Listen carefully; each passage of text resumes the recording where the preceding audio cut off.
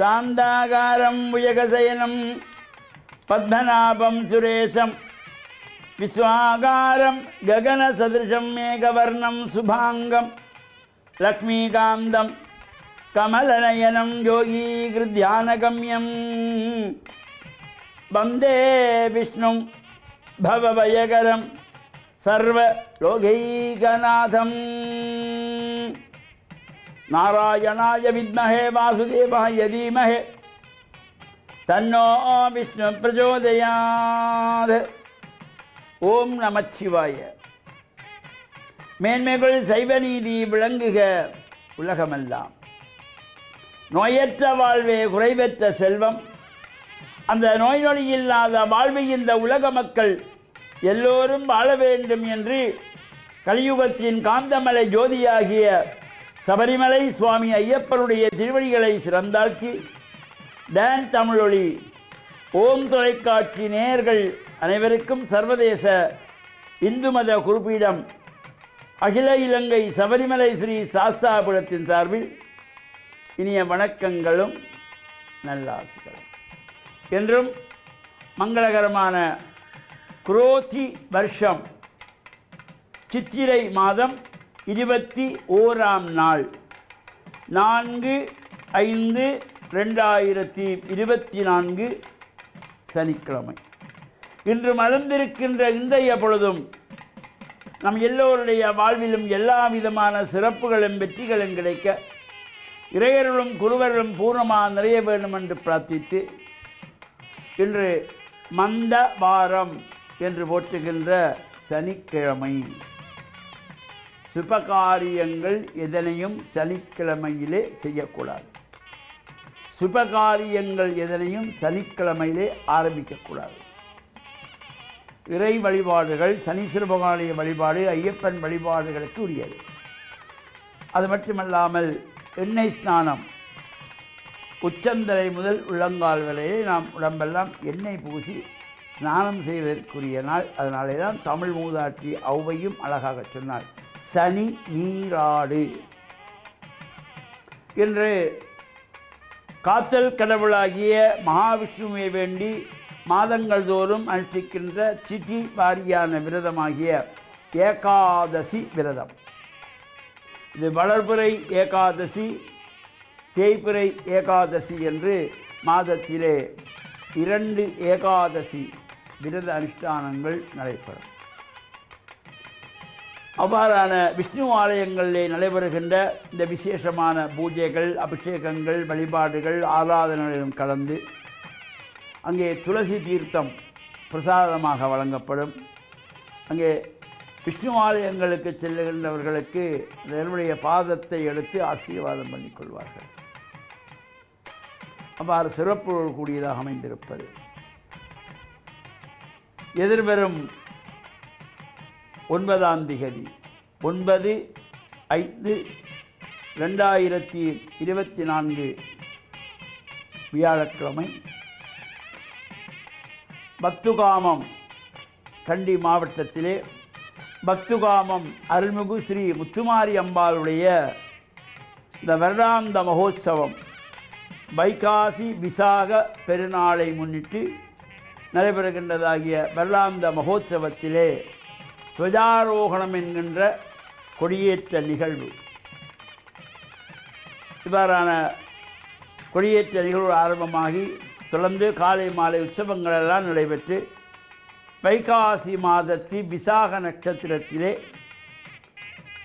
விநாயகப் பெருமான், சிவன் பார்வதி, வள்ளி தேவசேனா சமேத முருகப்பெருமான், சண்டேஸ்வரர் உட்பட அன்னை ஸ்ரீ முத்துமாரி அம்பாள் 5 ரதங்களிலே பஞ்ச ரதங்களிலே ஆரோகணிக்கின்ற பஞ்சரத பவனி உற்சவம் நடைபெற்று மறுநாள் பௌர்ணமியிலே தீர்த்த உற்சவம் நடைபெறுகின்ற சிறப்போடு கூடிய பக்துகாமம் ஸ்ரீ முத்துமாரி அம்பாளுடைய இந்த வருடாந்த மகோத்சவம் எதிர்வரும்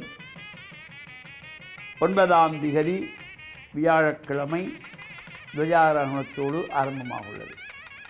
இவ்வாறான சிறப்பு உற்சவங்களிலும் கலந்து இறையருளை பெற்று மண்ணின் நல்லவண்ணம் வாழ டான் தமிழொலி ஓம் தொலைக்காட்சி நேயர்கள் அனைவருக்கும் சர்வதேச இந்து மத குறிப்பீடம் அகில இலங்கை சபரிமலை ஸ்ரீ சாஸ்தாபுரத்தின் சார்பில் நல்லாசிகளை கூறிக்கொள்வதில் மனமகிழ்வு கொள்கிறோம். சர்வே ஜனாக சுகினோ பவந்து சமஸ்த சன்மங்களானி சந்து சுபம்.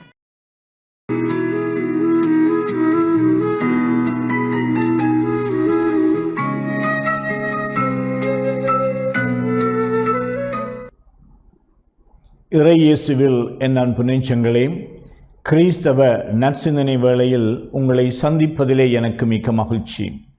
ஆண்டவர் இயேசுவின் அன்பும் அருளும் உங்கள் அனைவரோடும் இருப்பதாக. அண்மை காலத்திலே நான் பல தடவைகளில் அவதானித்திருக்கின்றேன்.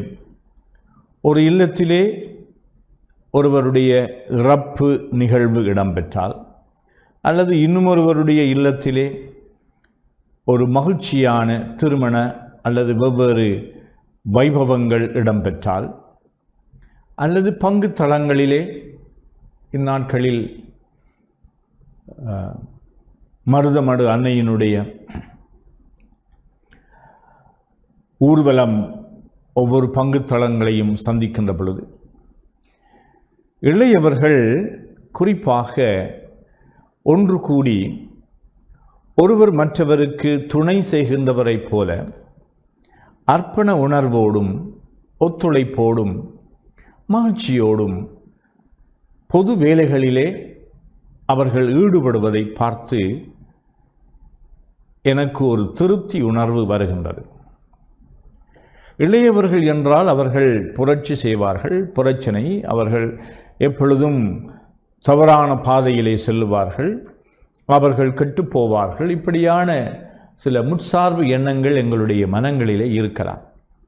ஆனால் அவர்களை அணுகுகின்ற பொழுது அவர்கள் தங்களுக்குள்ளே ஒரு உண்மைத்தன்மையான நட்பை ஏற்படுத்தி ஒருவர் மற்றவருக்கு உதவி செய்கின்ற ஒரு மனப்பான்மையை நாங்கள் பார்க்கின்றோம். இவ்வாறு இளையவர்கள் ஒன்று கூடுகின்றார்கள். நல்ல விடயங்களை செய்வதற்கும் அவர்கள் ஒன்று கூடுகின்றார்கள். ஒருவருடைய தேவை இருக்கின்ற பொழுது, இந்த குடும்பத்திலே ஒரு தேவை இருக்கின்ற பொழுது, அவருடைய நண்பர்கள் என்று இந்த இளையவர்கள் ஒன்று கூடி அந்த தேவையிலே அவர்கள் துணை நிற்பதற்காக தங்களுடைய பங்களிப்பை செய்கின்றார்கள். இரவு பகல் பாராமல் செய்கின்றார்கள். வெயில் மழை என்று பாராமல் செய்கின்றார்கள். பொறுப்போடு செய்கின்றார்கள். அவர்கள் செய்வதிலே மிகவும் வெற்றி காணுகின்றார்கள். அந்த செயற்பாட்டை அவர்கள் மிக திறமையாக செய்ய வேண்டும் என்ற அந்த உந்துதலிலும் அவர்கள் செய்கின்றார்கள். இப்படிப்பட்ட சூழலிலே நாங்கள் இறைவனுக்கு நன்றி கூறுவோம். இளமை என்பது ஒரு காட்டு ஆறு போன்றது, சக்தி வாய்ந்தது, வளமை மிக்கது. அதை சரியான முறையிலே நாங்கள் அந்த இளமையை வழி நடத்துகின்ற பொழுது, இந்த ஆற்று தண்ணீரை நாங்கள் சரியான முறையிலே அவற்றை வழி நடத்துகின்ற பொழுது அவை நிச்சயமாக பயனுள்ள விதமாக இந்த பூமியை நனைத்து செடிகளுக்கு உரமாகவும் இந்த உயிரினங்களுக்கு அது தாகத்தை தீர்க்கின்றதாகவும் எல்லாம் அது பயன்படுகின்றது. இந்த இளமையினுடைய ஆற்றல்களை தக்க முறையிலே அவர்கள் பயன்படுத்துவதற்கு இளையவர்களை நாங்கள் அங்கீகரிப்போம். அவர்களுக்கு பொறுப்புகளை வழங்குவோம். அவர்களுடைய ஆற்றல்கள், திறமைகள், முயற்சிகளை அதன் மத்தியிலே நாங்கள் அவர்களை பாராட்டுவோம். அவர்களுடைய நல்ல குணங்களை நாங்கள் கண்டறிவோம். அவற்றை ஊக்கப்படுத்தி அவர்கள் அவற்றிலே வளருவதற்கான சந்தர்ப்பங்களையும் சூழல்களையும் ஏற்படுத்தி கொடுப்போம்.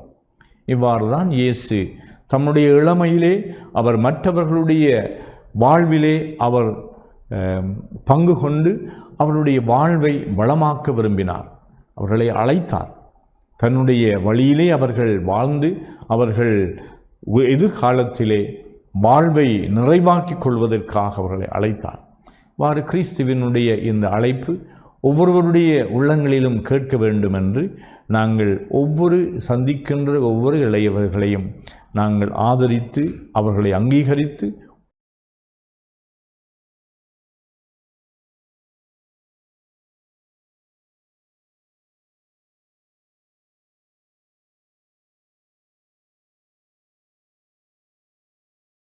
ஸலாத்து வஸ்ஸலாமு அலா முஹம்மதின் ஸல்லல்லாஹு அலைஹி வஸல்லம் வ அலா ஆலிஹி வஸஹ்பிஹி அஜ்மஈன் அம்மா பாத். அன்புள்ள வாசகர்களே, நேயர்களே, இன்றைய காலை பொழுதை ஒரு நல்ல பொழுதாக ஆரம்பித்து வைக்க வேண்டும் என்ற நற்செய்தியை உங்களுக்கு நான் சொல்லிக்கொள்வதில் மகிழ்ச்சி அடைகிறேன். எல்லா சமயங்களும் மனித சமுதாயத்துக்கு போதிக்கக்கூடிய ஒரு நல்ல பண்பாடு தான் பிறர் மீது பொறாமை கொள்ளக்கூடாது. பொறாமை என்பது மனித சமுதாயத்தில் இருக்கின்ற தீய பழக்க வழக்கங்களிலே மிக மோசமான ஒரு பழக்கம்.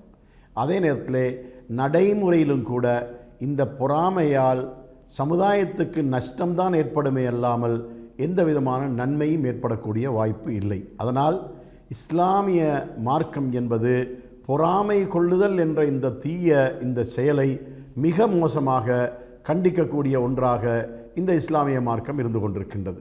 ஏனென்றால் இந்த பொறாமை கொள்வதனால் அடுத்தவர்களை விட எந்த வகையிலும் நாம் உயர்வடைந்து விட முடியாது.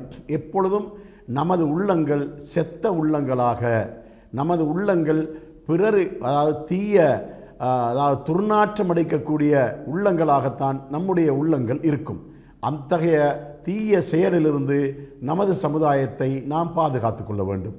திருமறை குர்ஆனிலே அல்லாஹு தஆலா சொல்லுகின்ற அந்த நேரத்திலே இந்த பொறாமை என்பதை பற்றி சொல்லும்போது அல்லாஹ் சொல்லி காட்டுகின்றான், அம் யஹ்சுதுன நாஸ அலா மா ஆத்தாஹுமுல்லாஹ் மின் ஃபத்லிஹி. அல்லாஹு தஆலா தன்னுடைய அருட்கொடைகளிலிருந்து யாருக்கெல்லாம் கொடுக்கின்றானோ அதனை பார்த்து இவர்கள் எதற்காக பொறாமை கொள்கிறார்கள் என்று பொறாமைக்காரர்களை பற்றி அல்லாஹ் தனது திருமறை குர்ஆனிலே சொல்லி காட்டுகின்றான். அதனால் இறைவன்தான் மனிதனுக்கு கொடுக்கிறானே அல்லாமல் மனிதனுடைய சக்தியை கொண்டு எதுவும் அவனுக்கு கிடைப்பதில்லை. அதனால் இறைவன் என்ன சொல்கிறான்? நான் கொடுக்கிறேன். நான் கொடுக்கும்போது அதை பெற்றுக்கொள்ளக்கூடியவனுக்கு அதை எடுத்துக்கொள்வதற்கு உரிமை இருந்து கொண்டிருக்கின்றது. அந்த நேரத்திலே அவனுக்கு கிடைப்பதை பார்த்துவிட்டு வேறொருவன் அதற்காக ஏன் பொறாமை கொள்ள வேண்டும்?